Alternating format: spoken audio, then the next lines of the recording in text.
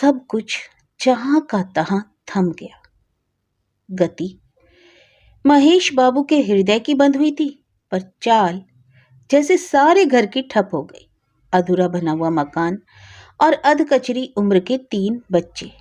सच पूछो तो यह भी कोई उम्र है मरने की भला? कुल जमा 44 साल। पर मौत कौन कब किसी से पूछ कर आती है। और फिर हुआ भी तो सब कुछ कितने आकस्मिक ढंग से। ऑफिस की कुर्सी पर बैठे बैठे ही महेश बाबू का हार्ट फेल हो गया। घर खबर पहुंची तो शारदा अवाक। बस पड़ोसन ताई की चीत्कार घर बनाते मजदूरों के संवेद संगीत को चीरती हुई यहां से वहां तक फैल गई। देखते ही देखते सारा मोहल्ला आज उठा। शव लाकर बीच आंगन में रखा गया। चारों ओर भीड़ और दार्शनिक मुद्रा में उछाले गए वाक्य। अरे जिंदगी का कोई भरोसा नहीं भैया, अच्छे भले घर से गए थे, कौन जानता था कि लौटकर ही नहीं आएंगे। राम तेरी माया। अरे मकान और दीपू को लेकर तो कैसे कैसे सपने देखे थे। अरे आदमी सोचता क्या है और होता क्या है। अधूरा मकान और 3-3 बच्चों की कच्ची गृहस्थी, तिनके तक का कोई सहारा नहीं। अब तो भगवान ही पार लगाए तो लगे, हे प्रभु तेरा ही आसरा है। हर मौत पर दोहराए जाने वाले वही पिटे पिटाए वाक्य, वही भाषा। सिर्फ मरने वाला आदमी बदलता रहता है। पर इस सबसे अनछुई सी शारदा की सुनी सुनी आंखें और भावहीन चेहरा, ना एक बूंद आंसू, ना छाती फाड़ क्रंदन। और इन सबसे ऊपर और इन सबसे अलग दीपू को बाहों में भरे पड़ोसन ताई का प्रलाप। अब तेरा नाटक देखकर किसकी छाती गज भर की होगी रे। अखबार में तेरी फोटो देखकर कौन मोहल्ले भर में दिखाता फिरेगा रे। मुझे मीठे चीले खिलाने को कौन कहेगा। शव उठा। कुछ समय पहले तक हंसती बोलती काया जलकर राख ढेर हो गई। और रात तक जैसे सब कुछ शांत। बस शारदा जहां जैसी बैठी थी वैसी ही बैठी रही। तीनों बच्चे रो धोकर आंगन में ऐसे ही पसर गए। जून की उमस भरी रात, एक तरफ ईंट रेत और चूने के ढेर बिखरे पड़े थे और दूसरी तरफ बच्चे, सामने घना अंधकार। दूसरे दिन शारदा के बड़े भाई आ गए। बहन के सिर पर हाथ रखकर और बच्चों को छाती से चिपका चिपका कर रोए। अरे महेश बाबू, यह किस जन्म का बदला निकाल गए हमसे। अरे तुम्हारी नेकी के गुण तो सारी दुनिया गाती थी। किसकी हाय लग गई रे। पर 2 घंटे में ही उन्होंने रोने धोने का कार्यक्रम खत्म कर दिया। आंखों से आंसू पहुंचे और दुनियादारी आज ली। जो घर ऐसे अधर में लटक गया हो, जहां आगे नात ना पीछे पगहा, और वहां फुर्सत में बैठकर शोक मनाने की गुंजाइश कहां भला। मातम पुरसी वाले लोग चले गए तो शारदा और दीपू को लेकर वे भीतर आए। 13वीं करने की क्या जरूरत है, चौथे दिन हवन करके उठाला कर दो और आगे की सोचो कैसे क्या होगा। और आगे सोचने के जितने भी रास्ते थे थोड़ी दूर जाकर बंद दिखाई देते थे। बैंक बैलेंस नील, इंश्योरेंस जो भी था मकान बनवाने के लिए 3/4 उधार ले लिया, प्रोविडेंट फंड उसमें से भी आधा कर्जा ले लिया, फिर भी वही एक रकम है। पर उससे तो यह मकान पूरा हो जाए तो गनीमत, इसे तो अब पूरा करना ही होगा, वरना अभी तक जितना पैसा लगाया वह भी पानी। पर समस्या तो यह है कि इन 4 प्राणियों की यह गृहस्थी चलेगी कैसे। और सारे बंद रास्तों से लौटकर उनकी नज़र दीपू पर आकर टिक गई। बीए का इम्तिहान दिया है ना, रिजल्ट भी आता ही होगा, अच्छे डिवीजन में तो पास ही हो जाओगे। वह हुंकार शारदा के मन में जाने कैसा आतंक जमाती सी भीतर तक उतर गई। उसने एक बार घुटनों पर थोड़ी टिकाए दीपू के चेहरों को देखा। उसकी असुआई आंखों के आगे दीपू की आकृति थरथराती हुई धुंधली होती चली गई। चौथ के दिन हवन हुआ। दीपू के सिर पर पगड़ी पहनाई गई। इसे केवल रस्म ही मत समझना दीपू बेटे। आज से बाबू की इज्जत, बाबू की प्रतिष्ठा और बाबू का भार तुम्हारे सिर पर। अब इस घर की सारी जिम्मेदारी तुम्हें ही निभानी है। मामा की आंसुओं से रुधी हुई वाणी आवेग के कारण भींच गई। दीपू ने मामा के पैर छुए तो मामा ने अपने पैरों से उठाकर उसी वेश में दीपू को महेश बाबू के जर्नल मैनेजर के चरणों पर झुका दिया। 18 साल तक महेश बाबू ने आपकी कंपनी की खिदमत की। अब दीपू को मौका दीजिए, उसका हक समझकर दीजिए, चाहे कृपा करके, पर करना तो अब आप ही को है। और रात को उन्होंने कुछ कुछ किला फतह करने के अंदाज में सूचना दी। लो दीपू की नौकरी पक्की कर दी, 400 देंगे। मैंने भी गर्म लोहे पर चोट की। दीपू बेटा कल ही जाकर मैनेजर साहब से मिल लो और नियुक्ति पत्र ले लो, फिर कल परसों जब से कहे काम पर जाना शुरू कर दो। बात खत्म करने के साथ एक गहरा निश्वास उसके सीने से निकला, जिम्मेदारी निभा देने का, एक विकट समस्या का समाधान कर देने का, और एक आश्वासन का। गहरा निश्वास शारदा की छाती से भी निकला, पर एक गहरे अवसाद का। भर्राए गले से पूछा, दीपू नौकरी करेगा अभी से? 4 दिनों में यही पहला वाक्य उसके मुंह से निकला। अरे अभी से नहीं तो बाद में कौन पूछता है? यह मत भूलो कि ताजे घाव पर दिखाई गई सहानुभूति ही वजनदार होती है। और फिर आजकल एमए पास तक को तो 200 रुपये की नौकरी के लिए जूतियां चटकाते फिरते हैं। यह तो महेश बाबू की मौत का लिहाज। पर शारदा घुटनों में सिर छिपाए बिसुरती ही रही। मैं नौकरी करूंगा मामा, बड़े दृढ़ और निर्णयात्मक स्वर में दीपू ने कहा। शाबाश, यह हुई ना बात। तुम इस गृहस्थी की गाड़ी को गुड़का ले जाओगे। फिर एकाएक स्वर को बेहद स्नेहिल और कोमल बनाकर बोले, और उपाय भी क्या है बेटा? जो कुछ मुझसे बन पड़ेगा जरूर करूंगा, पर। और वे दीपू के सिर पर हाथ फेरने लगे।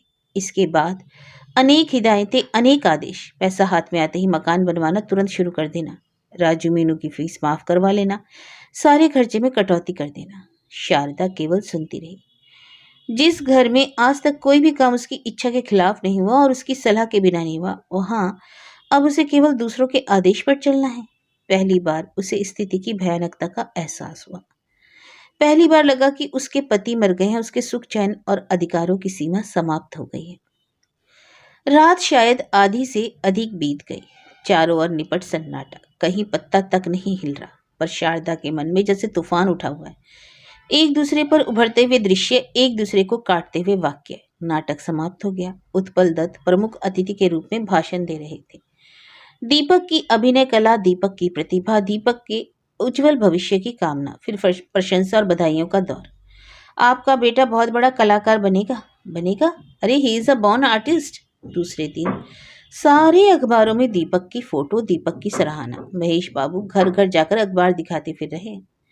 पिछले 3 सालों से यह क्रम कई बार दोहराया गया और हर बार महेश बाबू का पुलकित गदगद स्वर। जीनियस है तुम्हारा बेटा, देखना इतना नाम करेगा, इतना नाम करेगा कि लोग अपने बेटे को डॉक्टर इंजीनियर बनाने के सपने देखते हैं, पर मेरा बेटा कलाकार बनेगा। तापस बाबू कह रहे हैं, इस लड़के के बारे में ट्रेडिशनल ढंग से सोचने से काम नहीं चलेगा। इसे इस बार पूना भेजिए। अभिनय की ट्रेनिंग लेने के बाद फिल्म वाले हाथों हाथ लेंगे इसे। वे सब नामी एक्टर झक मारेंगे इसके सामने।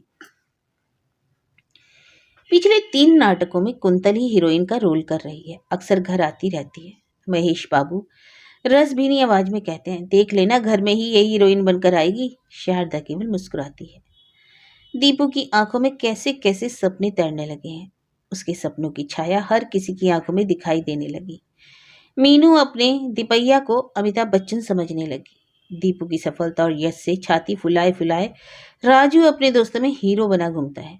एक नए नाटक की तैयारी हो रही है। दीपू को न खाने का होश है न पीने का। पागलों की तरह उसमें जुटा है। गर्मी से थके मांदे महेश बाबू ऑफिस से आकर ठेकेदार से सिर फोड़ते हैं, बैठते हैं। सीमेंट, लोहा, लक्कड़ तो शारदा दीपू पर ही बरस पड़ती। अरे सारा दिन नाटक नाटक, यही नहीं कि बाबू का थोड़ा सा हाथ बटा दो। दीपू कुछ कहे उसके पहले ही महेश बाबू रोक देते हैं। अरे उसे कहाँ इस पचड़े में डालती हो? यह सब क्या उसके बस का है? और इन सारे दृश्यों और आवाजों को चीरता हुआ दीपू का दृढ़ निर्णयात्मक स्वर, मैं नौकरी करूंगा मामा। शारदा के तन मन को झकझोरता मरोड़ता हुआ आवेश का एक गोला सा उमड़ता है। फिर आंसुओं की बाढ़, हिचकियों का सैलाब। घर की ठप हो गई गाड़ी को किसी तरह गुड़काने का इंतजाम करके दूसरे दिन बड़े भैया चले गए। घर की गाड़ी घिसटती हुई जैसे तैसे चल पड़ी। दीपू की नौकरी का पहला दिन। मीनू ने दीपैया के कपड़ों पर इस्त्री की। राजू ने बाबू का ब्रीफकेस खाली किया, पर समझ में नहीं आया इसमें रखे क्या। बाबू के ही कुछ कागज डायरी रख दिए, कम से कम लगे कि ऑफिस जा रहे हैं। चलने से पहले पड़ोसन ताई ने आकर दीपू की भलैया ली और उसे दही पेड़ा खिलाया। इस सारे आयोजन में बस शारदा ही जैसे आंख चुराती रही, सामने पड़ने से कतराती रही। और जब दीपू चला गया तो इतनी देर से थमा हुआ मन का आवेग आंसुओं के रूप में फूट पड़ा। अरे यह क्या बहू, तुम तो खुशी के मौकों को भी आंसुओं से सानकर मिट्टी कर देती हो। बेटा नौकरी पर गया, यह क्या रोने की बात है भला? खैर मनाओ कि भगवान ने बिगड़ा तो सब समेट लिया। किसके नसीबों से होते हैं ऐसे बेटे। शाम को दीपू की प्रतीक्षा में सब बैठे हैं। कैसा लगा दीपैया? राजू उछल कर पूछता है। मीनू बढ़कर ब्रीफकेस रख देती है। लगता क्या खूब अच्छा लगा। सब लोग खूब प्यार से बोलते बतलाते हैं। मैनेजर साहब ने अपने पास बैठकर चाय पिलाई, फिर चुटकी बजाते हुए बोला, देखना अम्मा, मैं यूं काम सीखता हूँ। और हाँ, एक बड़े मजे की बात है, मैं काम कर रहा था, पीछे से किसी ने आवाज दी, मिस्टर अग्निहोत्री, ओ मिस्टर अग्निहोत्री। यहाँ दीपू राम को पता ही नहीं कि उन्हें ही बुलाया जा रहा है। फिर आवाज को जरा सा भारी बनाकर बोला, सो अम्मा, अब तुम्हारा दीपू मिस्टर अग्निहोत्री बन गया है, समझी? सब चुप। तो बाबू की हूबहू नकल करते हुए बोला, मीनू बिटिया, एक कप चाय तो पिलाओ गर्मा गर्म। राजू मीनू के चेहरों पर जरूर एक हल्की सी मुस्कुराहट आई, पर शारदा इस पर भी चुपचाप तरकारी काटती रही। तो दीपू एकदम फट पड़ा, अम्मा, बाबू की नकल करने पर तुमने मुझे डांटा क्यों नहीं हमेशा की तरह उठकर मेरी पीठ पर धौल जमाया? अरे चाय के साथ क्या खाएगा, पराठा बना दो। नहीं, पहले बताओ तुमने मुझे डांटा क्यों नहीं? अब क्या तू दीपू है जो डांटो? अभी तूने ही तो कल कहा अब मैं मिस्टर अग्निहोत्री बन गया। रूंधे हुए कट से शारदा ने कहा और आटा लेने के लिए उठकर भंडार घर में चली गई। नहीं अम्मा नहीं, तुम बोलती नहीं, डांटती नहीं, कुछ भी तो नहीं करती। तुम इस तरह रहोगी तो मुझसे कुछ नहीं किया जाएगा, बताए देता हूँ। हाँ। हंसी मजाक करके सबको बहुत सहज बनाने के प्रयास में दीपू खुद कहीं बहुत असहज हो गया। शारदा भीतर गई तो वहीं घुटनों में सिर देकर बैठ गई, किससे बोले हुए पहले की तरह। खाने के समय तरह तरह की फरमाइशें करने वाले और बने खाने में दुनिया भर की मीन मेख निकालने वाले ये बच्चे बिना चू चपड़ किए दाल से रोटी निकल लेते हैं। 10 बार कहने पर भी हर काम को टाल जाने वाली है मीनू बिना कहे उसके काम में हाथ बटाती रहती है, करने न करने में के सब कार्य करती है। दिन भर में रुपया 2 रुपया झटक कर ले जाने वाला राजू आंगन में बैठा बैठा सिर्फ उड़ती हुई पतंगों को देखता है। पढ़ाई और नाटक के सिवाय जिसने दीन दुनिया के बारे में कुछ ना समझा, कुछ ना जाना, वही दीपू बाबू के रजिस्टरों के से हिसाब किताब समझने की कोशिश करता है। अब से ऑफिस का काम जो किया जाएगा। कितने अपरिचित हो उठे हैं उसके अपने बच्चे, उनसे क्या बोले और कैसे बोले। यह घर उसका है, जिसका आंगन शाम को हंसी मजाक और नकलों से गूंजता रहता था। नाटकों के आधे रिहर्सल तो यहीं होते हैं। रिहर्सल नहीं होता तो नकलें उतारी जाती। राज कपूर के संवाद, दिलीप कुमार के संवाद आंखें बंद कर लो तो पहचान नहीं सकते कि दीपू बोल रहा है या दिलीप कुमार। कॉलेज के लेक्चरर्स की नकल, पड़ोस के बूढ़ों की नकल होती और फिर एक दिन बाबू की नकल उतारी हूबहू, वही आवाज वही लहजा। राजू मीनू तो हंसते हंसते लोटपोट हो गए। शारदा ने हंसी भीतर ही घोटते हुए पीठ पर धौल जमाए। बस अब बाप की ही नकल उतारना बाकी था, बेशरम कहीं के। पीठ ठोकी है ना कुछ अच्छी नकल करने के लिए। अरे अम्मा, जीनियस है तुम्हारा बेटा, जीनियस। अम्मा, अगर कोई बढ़िया मेकअप कर दे तो बाबू का रोल ऐसा अदा करूं कि तुम पहचान ही ना सको। कौन दीपू, कौन बाबू? दीपू पाठ याद कर रहा है। नाटक की एक प्रति राजू को पकड़ा दी। डॉक्टर वाला पाठ तू बोलता चल, 5 मिनट बाद ही दीपू बिगड़ पड़ता है। अरे यार राजू, तो डायलॉग तो ठीक से बोल नहीं सकता, गधा कहीं का। राजू कॉपी हवा में उछाल देता है। मुझे कौन तुम्हारी तरह एक्टर बनना है, मैं तो डॉक्टर बनूंगा। बनेगा डॉक्टर? डॉक्टर की एक्टिंग तक होती नहीं, असली डॉक्टर बनेगा। शक्ल देखी है इसकी। राजू की शिकायत है बाबू से, जब देखो तिपैया की तारीफ करते रहते, उनकी बात करते रहते। दीपू को यह बनाना है, दीपू ये करेगा, जैसे हम कुछ है ही नहीं। रूठे हुए राजू को बाबू अपने पास खींच लेते हैं। देख भैया, मैं दीपू को एक्टर बना दूं और दीपू तुझे डॉक्टर बना देगा। अरे किसी फिल्म में दांव लग गया ना, और अब लगा ही समझ, तुझे बाहर भेजेगा मेडिकल के लिए। राजू को एक गोदी में बैठाकर मीनू दूसरी गोदी में जा लगती है। शारदा टपकती है, क्या उम्र है तुम लोगों की गोद में लदने की? बड़े बड़े धींगड़े हुए जा रहे हो। अरे माँ बाप के लिए भी बच्चों की कोई उम्र होती है? और बच्चों पर बरसता हुआ महेश बाबू का लाड़ सारे आंगन में महकने लगता। दिन में लू से झुलसता हुआ और रात को उमस भरी मायूसी में डूबा रहने वाला यह आंगन उसके अपने घर का आंगन है। कोई 2 सप्ताह बाद दीपू का रिजल्ट आया, फर्स्ट डिवीजन। मायूसी में लिपटी खुशी का एक हल्का सा एहसास सबके मन में जगा और बिल आ गए। बड़े मामा का पत्र आया, बधाई और आशीर्वाद के बाद लिखा था। इस खबर से जो सबसे ज्यादा खुश होता, गर्व करता, वह तो आज हमारे बीच है ही नहीं। फिर भी तुम अपना रिजल्ट ऑफिस में बता देना। मैनेजर साहब यह न समझे कि उन्होंने केवल कृपा ही की है, एक योग्य व्यक्ति को ही काम दिया है।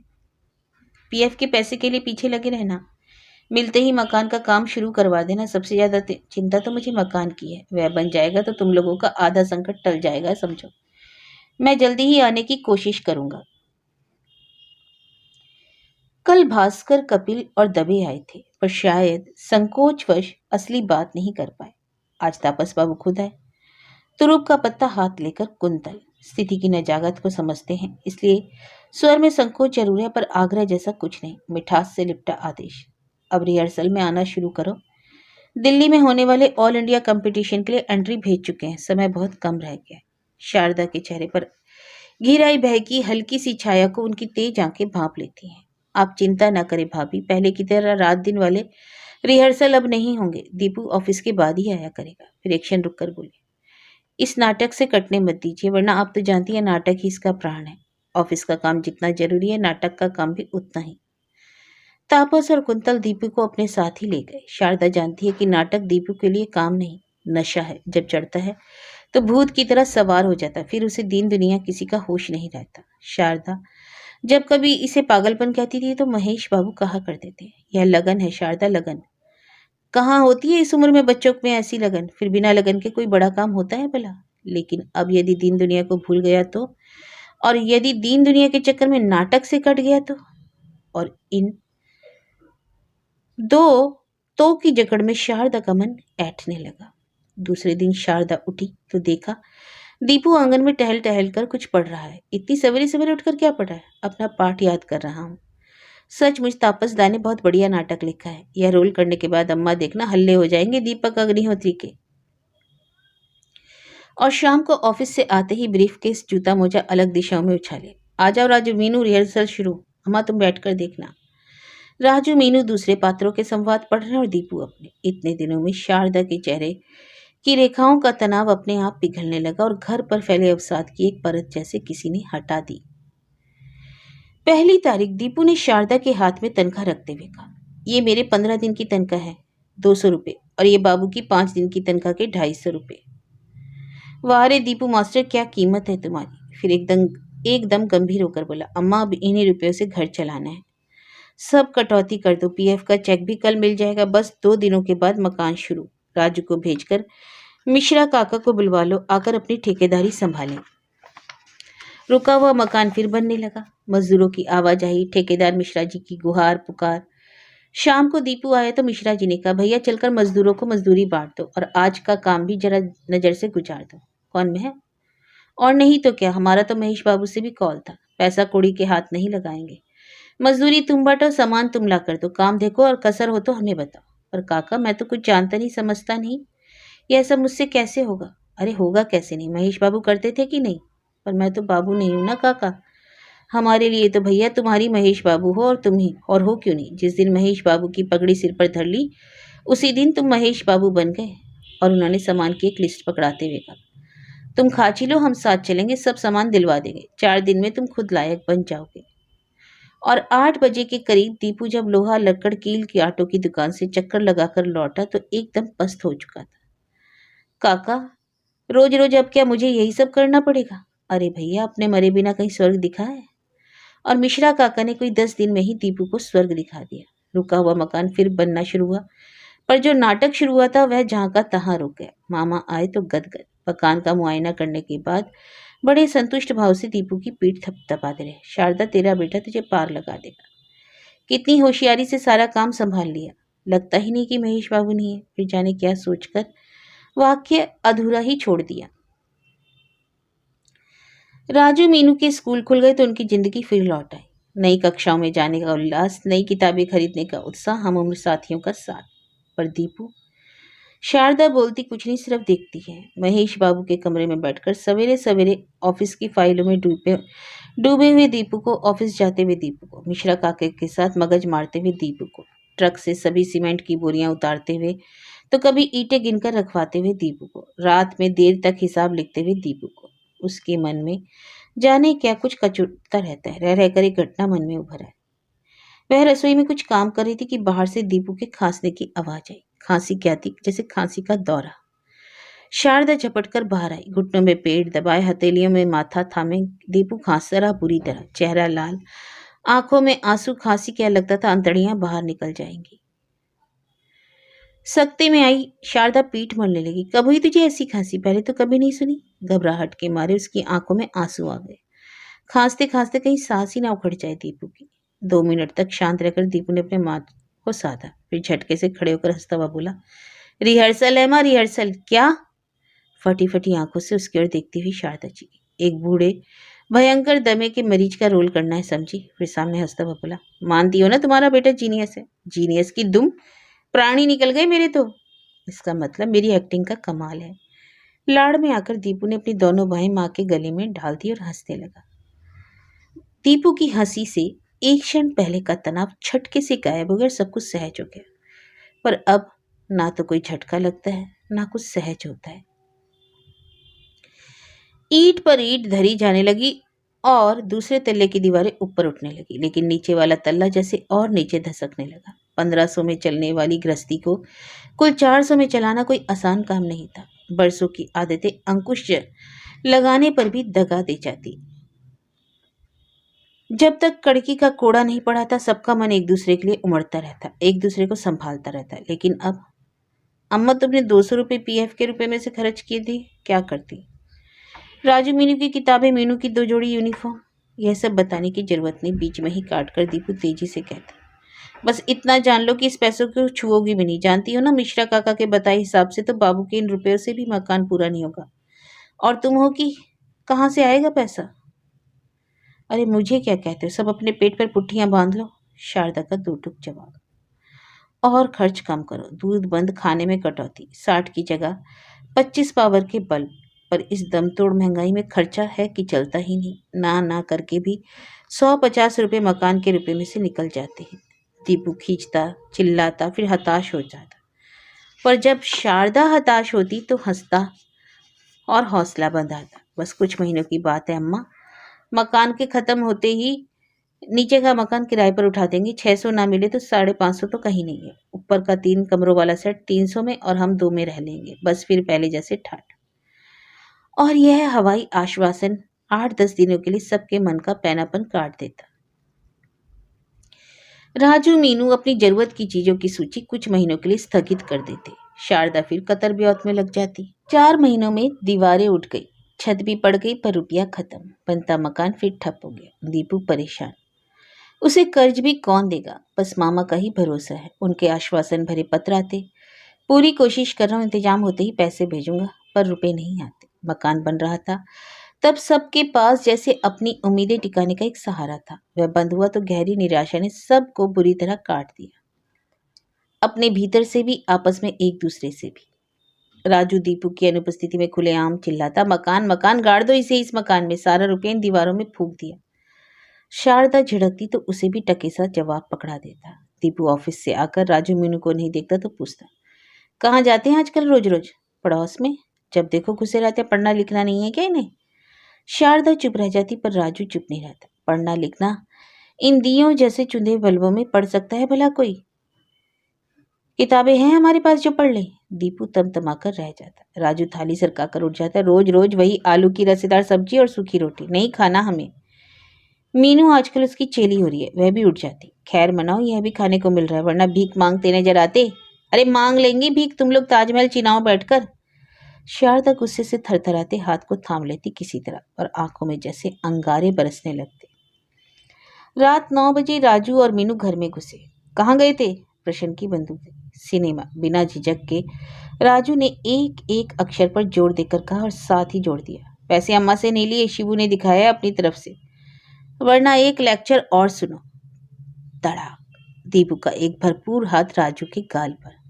देख रहा हूं बदतमीजी और ढीठ हुआ जा रहा है दिन पर दिन, लाड साहब समझने लगा है अपने आप को। शारदा राजू को घसीटकर अंदर ले गई, पर लौटकर दीपू के पलंग के सामने खड़े होकर पूछते, दीपू राजू पर हाथ क्यों उठाया? शारदा का यह रूप, यह आवाज, यह प्रश्न, सब कुछ एकदम अप्रत्याशित। सिनेमा देखने चला गया तो गुनाह थोड़ी ना किया। इस उम्र में किसी शौक नहीं होता देखने का? पहनना, हंसना, खेलना, सभी कुछ तो छोड़ दिया है मेरे बच्चों ने। और बिना जवाब की उपेक्षा किए शारदा जैसे आई थी चली गई। मेरे बच्चे? दीपू की खोपड़ी पर यही शब्द घनघनाता रहा। लेकिन 2 दिन बाद ही जब राजू ने शारदा से कहा, अगले हफ्ते इम्तिहान के फॉर्म भरने हैं, मिस्टर बोर्ड से कह देना इम्तिहान दिलवाना है तो रुपयों का इंतजाम करके रखे, तो शारदा ने भी थप्पड़ जड़ दिया उसके गाल पर। बेशरम, बदतमीज कहीं के, तुम लोगों के पीछे उसने अपने को झोंक दिया, बिल्कुल मार दिया, और तुम लोग उसे कहोगे बोर। पर आपसी दुर्भावना मिटाने की ये प्रयास कड़की के कोड़े के नीचे सहम कर रह जाते हैं। जल्द ही रुपयों का प्रबंध होने की उम्मीद है कि आश्वासन पत्र वाले पत्र अब किसी का हौसला नहीं बंधाते। मन की निराशा खींच बनकर एक दूसरे पर निकलती रहती। हार कर एक दिन शारदा कहती है, दीपू मेरे लिए भी किसी काम का जुगाड़ कर दे। 10वीं पास तो मैं भी हूँ, कुछ ना कुछ तो कर ही लूंगी। पर काम का जुगाड़ तो शारदा के लिए नहीं, दीपू ने अपने लिए ही किया। शाम को किसी के यहाँ चिट्ठियां टाइप करनी, हिसाब लिखना, 2 घंटे 150 रुपया। शारदा ने सुना तो राहत की सांस ली। करो बेटा करो, कुछ तो हाथ खुलेगा। आज दीपू को 6 माही बोनस मिला। 1 महीने की अतिरिक्त तनख्वाह। लग रहा है जैसे घर के सारे तनाव ढीले हो गए। लौटते हुए रास्ते से उसने गाजर का हलवा बनवाया। आधी सर्दी बीत गई, एक बार भी हलवा नहीं खाया। इन रुपयों से वह सबकी छोटी मोटी इच्छाएं तो पूरी करेगा, सिनेमा दिखाएगा। पिछले 6 महीने से कल की चिंता में वह आज तक मरता ही है। राजू ठीक ही कहता है, पर उसे रास्ते पर जरूर लाना है, थोड़ा भटक रहा है। मीनू को सलवार कुर्ता बनवा देगा और अम्मा के लिए शॉल। अगले महीने तो वैसे भी 150 रुपया ज्यादा ही मिलेगा। 400 रुपये में उसने सबके मन में पड़ी 400 सलवटों को सीधा कर दिया। रात में शारदा दूध का गिलास लेकर सामने खड़ी। यह क्या है? दूध? दूध किस लिए? क्यों सवेरे से रात तक मशीन की तरह जुटा रहता है? एक घूंट दूध गले के नीचे नहीं उतरनी चाहिए? तुम भी कमाल करती हो अम्मा। घर में राजू और मीनू पढ़ने वाले बच्चे हैं, इम्तिहान पास है, दे सको तो उन्हें दूध दो। शारदा जैसी की तैसी खड़ी रही।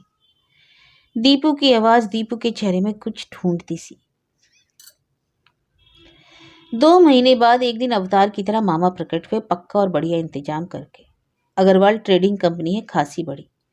वे अपना एक ऑफिस यहाँ भी खोलना चाहते हैं। उन्हें 4-5 कमरों का एक मकान चाहिए, मेन मार्केट के पास। बस एक मकान मैंने उनके गले उतार दिया। अग्रवाल साहब से पुराना रसूख है। सारी स्थिति समझाकर कह दिया कि हमें 20,000 रुपये एडवांस देते हैं और 3 महीने बाद मकान ले लें। 3 महीने से ज्यादा का काम है भी नहीं। वे मान गए। दीपू को जैसे विश्वास ही नहीं हुआ। मानेंगे क्यों नहीं? गौरी शंकर की बात और ना मानी जाए। आत्मविश्वास और दर्प उनकी आवाज से छलका पड़ रहा था। मकान फिर बनने लगा। अम्मा हमारे रहने का हिस्सा तो जैसा तैसा बन ही गया। इन रुपयों से किराए पर उठाने वाला सेट पूरा करवा देता हूँ। ऊपर का पलस्तर, दरवाजे और टीम टाम में 1.5 महीने से ज्यादा नहीं लगेगा। पूरा करते हुए इसे भी किराए पर उठा देते हैं, किराया आना शुरू हो जाएगा। अब मिश्रा काका को बुलाकर भी क्या होगा? दिन भर काम की निगरानी तो तुम कर लेना, बाकी मैं अकेला ही कर लूंगा। अब तो समझ गया क्यों उन पर बेकार ही रुपए खर्च किए जाए। किराए वाले सेट में टीम टाम थोड़ी ज्यादा करवा देते हैं, किराया अच्छा मिलेगा। शारदा सुनती रहती है और मुग्ध भाव से देखती रहती है। दुनियादारी में पटु हुआ है अपने इस बेटे को, और मकान पूरा हो गया। मामा मिस्टर गुप्ता के साथ साथ ही आए। हफ्ते भर में नीचे की रंगाई पुताई पूरी हो जाएगी तो अपना सामान जमाना शुरू कर देंगे। ऊपर का 3 कमरों का सेट भी उन्होंने ही किराए पर ले लिया अपने मैनेजर के लिए। ऊपर छत पर पूरा परिवार बैठा है। मामा बेहद प्रसन्न। दीपू को उन्होंने एक बाह में समेटकर अपने पास ही बिठाए रखा। राजू, मीनू, शारदा के अगल बगल बैठे। संतोष और तृप्ति के भाव में लिपटा मामा का प्रवचन चालू। दीपू बेटे, तूने महेश बाबू का सपना पूरा कर दिया। रोम रोम आशीर्वाद दे रहा होगा उनका। बड़ी हौस थी मकान की उनकी। अगले सप्ताह 5 जून को ही बरसी है उनकी। नए मकान में ही करना, आत्मा जुड़ा जाएगी उनकी। शारदा, 1 साल और इसी तरह खींच तान करके चला लो। अगले साल कर चुक जाएगा तो राजू की मेडिकल की पढ़ाई का खर्चा आसानी से हो जाएगा। अब दूसरा सपना तू पूरा कर दे राजू, बस डॉक्टर बन जा। 4 साल बाद फिर सब ऐश करना। कहाँ? फिर मीनू आकर खड़ी हो जाएगी, इसे भी तो पार लगाना है। दीपू ने बुजुर्गों की तरह कहा तो मामा हंस पड़े। देख शारदा, कैसा दुनियादार बन गया है तेरा बेटा, सारी जिम्मेदारी समझता है अपनी। फिर दीपू को लाड़ से सहलाते हुए बोले, दुनियादारी का जंजाल ही ऐसा है बेटा। बस आदमी सोचता ही रहता है, यह हो जाए तो छुट्टी, वह हो जाए तो छुट्टी। पर इस परपंच में पड़े आदमी के लिए कहाँ पड़ी है छुट्टी? फिर एक भाषण आजकल के लड़कों पर। अरे मैं तो कहता हूँ घर घर में दीपू का उधारा लेना चाहिए जाकर। ये आजकल के वाहियत नकारा लौंडे लपाड़े कुछ सीखे तो। नालायक सारे दिन करेंगे, कूले मटकाएंगे, माँ बाप जाएं जहन्नुम में इनकी बला से। सब प्रसन्न, सब गदगद। एक बड़ी उपलब्धि का संतोष, कुछ और कर डालने के हौसले। राजू और मीनू सामान ढो ढोकर ऊपर ला रहे। शारदा ने आज दीपू की छोटी सी कोठरी खोली है। साल भर से ताला पड़ा था इसमें। सामान के नाम पर कबाड़ा ही भरा था, फिर भी खाली तो करनी है। नाटक के उतरे हुए सेट्स, लकड़ी के दरवाजे, पेंट किए हुए पेड़, कैनवस के टुकड़े बेतरतीबी से बिखरे हुए हैं, धूल से अटे जालों से घिरे। शारदा ने सबको खींच खींच के निकाला, अलमारी खोली। एक कतार में नाटकों में जीते हुए कप और मेडल्स रखे थे। क्षण भर तो शारदा उस कतार को ही देखती रही। काम करने के लिए तत्पर हाथ एकाएक जैसे ढीले पड़ गए। उस कतार को बिना छुए ही उसने नीचे खाने से 5-6 फाइलें निकाली। किसी में नाटक के टाइप किए हुए संवाद लगे थे तो किसी में अखबारों की ढेर सारी कटिंग्स। दीपक अग्निहोत्री, अभिनय के क्षेत्र में उभरती हुई एक नई प्रतिभा। अनुश्री संस्था का सबसे सफल और समर्थ कलाकार दीपक अग्निहोत्री, कहीं तस्वीरें इनाम लेते हुए, किसी से हाथ मिलाते हुए, उत्पल दत्त से पीठ ठुकवाते हुए। पूना का एडमिशन फॉर्म भरकर भेजने की तो नौबत ही नहीं आई। साथ ही तापस बाबू की बात, आप इसे नाटक से मत काटिए वरना आप तो जानती है नाटक इसका प्राण है। 3-4 नीले लिफाफों में बंद 8-10 छोटी छोटी चीटें। आज ग्रीन रूम में हाथ पकड़कर जो कुछ कहा था वह नाटक का संवाद तो नहीं था ना, उसे सब समझू। रिहर्सल के दौरान भी जब तुम देखते हो तो भीतर का सब कुछ थरथरा जाता है। घर लौट आती हूँ फिर भी तुम्हारी नज़र उसी तरह पीछा करती रहती है। अपनी नज़र को समझाओ प्लीज। के आज तुमने यह कर डाला। नहीं दीपू नहीं, यह सब नहीं। तुम पूना चले जाओगे तो पीछे इस लायक तो छोड़ो कि प्रतीक्षा कर सकूं। के आंसुओं के सैलाब से शारदा और कुछ नहीं पढ़ पाई, बस सुन सी जहां की तहां बैठी रह गई। उसके आसपास का सब कुछ जड़ होता गया। भीतर एक दूसरी ही दुनिया खुलती चली गई। अनेक दृश्य, अनेक बातें, अनेक सपने। तुम्हारा बेटा जीनियस है, जीनियस। देखना इतना नाम करेगा। अम्मा, अम्मा। राजू का सर कहीं दूर से आता लगा। अम्मा, पंडित जी पूछ रहे हैं बरसी पर कल कितने ब्राह्मणों को बुलाना है। बरसी? और एक क्षण शारदा जैसे समझ ही नहीं पाई किसकी बरसी की बात कर रहा है राजू।